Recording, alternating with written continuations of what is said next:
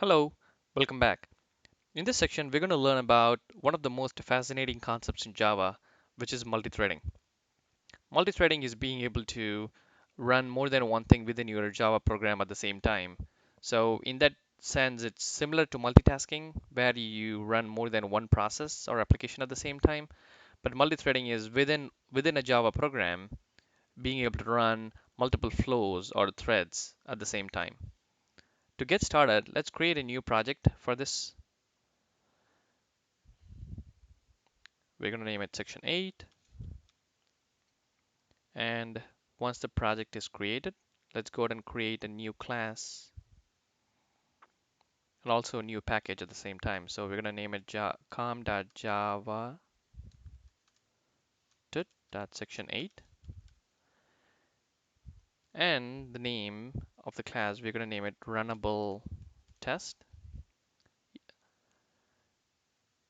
We'll create the main method and hit finish.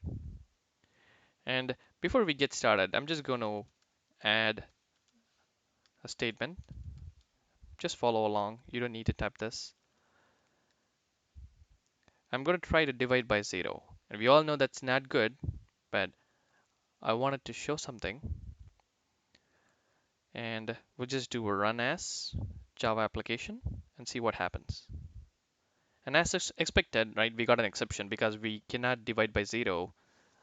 It's not permitted.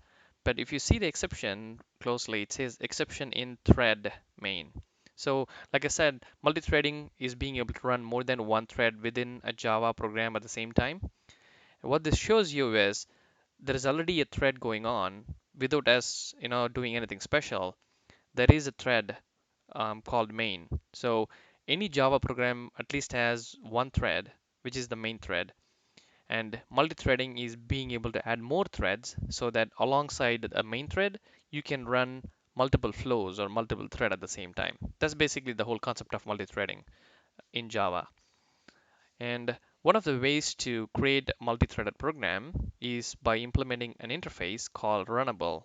That's why we named the class Runnable test. So let's delete this line and then go to the class and try to implement Runnable. And you don't need to import it because Runnable is already part of java.lang, so it's already imported for you. But let's see what this error is. And it says we have to implement the unimplemented method in the interface, which we know. And let's click this. What we get is one method.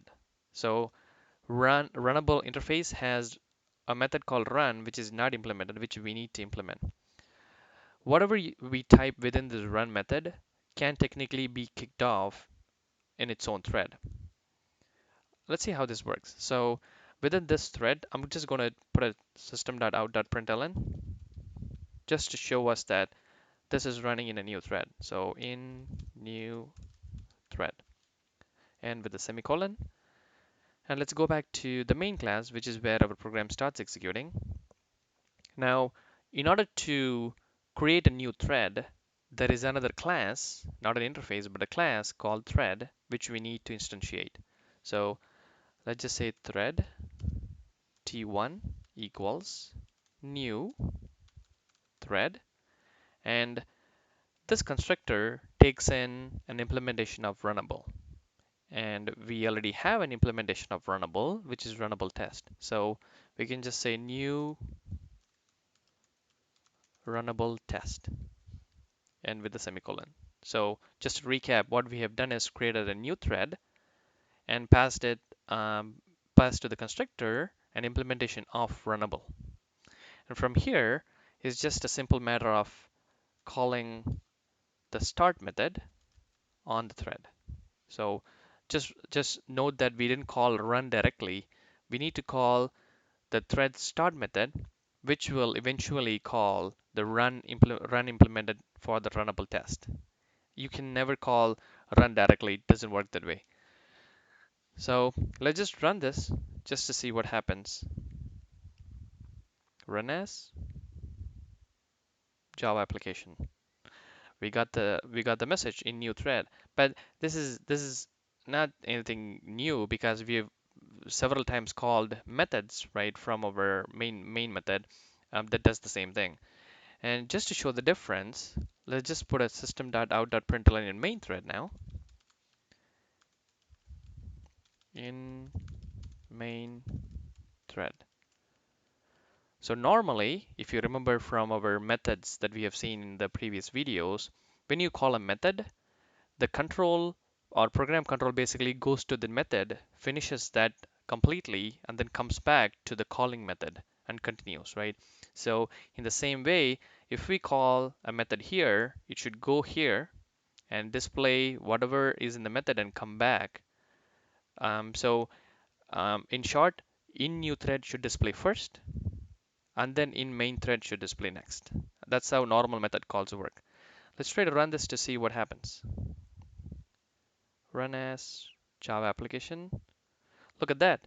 But we got in main thread first and then in new thread next. So what that tells us is once this is run, so basically that thread is started, the main thread doesn't stop executing. The main thread continues to execute while the other thread also executes in parallel, which is why in main thread displayed immediately. Otherwise, if this were a regular method call, in new thread will display first. So hope this shows how parallel thread kicks off at the same time as the main thread, and two threads are executing at the same time. And that's basically the concept of multi-threading using a runnable interface. In the following videos, we'll look at some more concepts in multi-threading, but this kind of is the simplest implementation or even the most popular implementation of multi-threading in Java. You would very frequently implement the runnable interface, which is the simplest way and the most frequent way we implement multi-threading in Java. Thanks for watching. See you in the next video.